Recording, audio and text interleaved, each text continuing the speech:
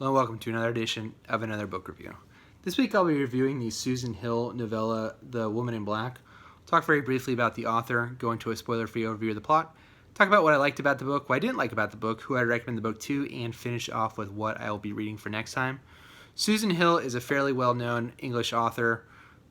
She has written a lot of stuff. She's very prolific. She's written short story collections, novels, nonfiction work, and children's stories. So she's just and plays. So she's just written quite a bit. She has been recognized by the British government for her contribution to letters. And I think this, from what I gather, is her most well-known work. This came out in the early 80s and was made into a movie in the 2010s with Daniel Radcliffe starring. This is the first of her stuff that I've read, and it is about a young attorney, a young lawyer from London who works for a firm. The firm represents a widowed woman, and once she passes away, the main character, whose name is Arthur, is sent to kind of collect her estate and make sure that everything is in order due to her passing. And he basically travels from London to the north of England, where he encounters, in kind of investigating her estate, a spirit, a ghost. And the whole book is really the exploration of who the ghost is, the titular woman in black, and what is kind of happening in his relationship to that, and kind of the unraveling of that mystery. So I liked that the book has a framing device that I appreciated a lot. It definitely added to the emotional impact of the story. I, in some ways, wish we had kind of returned to the framing device towards the end, but we didn't. But I did enjoy the framing device to set up. I think that Hill does a good job of building tension into the story and just kind of building this eerie dread. And her description of the place where the deceased woman lived before her passing, I believe her name is Drabablow, and Miss Drabablow lives in a very unique place, and I think Susan Hill does a good job of explaining it and just kind of explain to you why this place would be so eerie and creepy, and really not overbearing detail.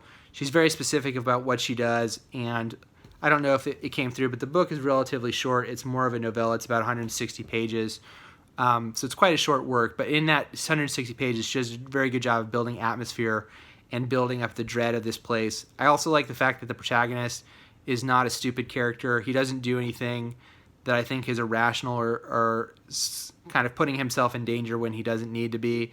I think clearly he is dealing with factors that are kind of beyond his comprehension in some ways, but he is not foolish in how he reacts to things. On the downside, I guess, I was a little disappointed by the ending of the book.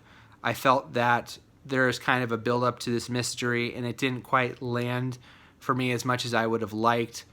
I think that's really the main part of it that I didn't like. I think the book does a good job, like I said, of kind of building this atmosphere and building this mystery, but the landing didn't hit quite as strong. There's a couple plot things in here that didn't quite land for me either. If you like, and that's going to be very obvious, like all these things are very subjective. So if you like kind of your horror to be more psychological or more eerie or creepy, if you liked The Haunting of Hill House, I imagine you would also like this. Like I said, it's a pretty short read, and I think it is clearly that the author knows what she's doing. She's a capable writer, but I wish the ending and the build-up had a little bit more payoff, in my opinion. I think there were some places where it could have been stronger. I think, too, there's a couple plot points that I had kind of issues with. So that is The Woman in Black by Susan Hill. Like I said, if you like your horror more on the psychological or creepy, then I would definitely check it out. It is a pretty quick read, and I think if nothing else, if you, from a writer's perspective, if you're looking at ways to make things, places unique, or to make kind of your writing build more atmosphere in your writing to give you a real sense of place, I would definitely check this out. But that's The Woman in Black by Susan Hill. Next time I'm going to be reviewing an audiobook that I believe is called The Hunting Party by Lucy Hale.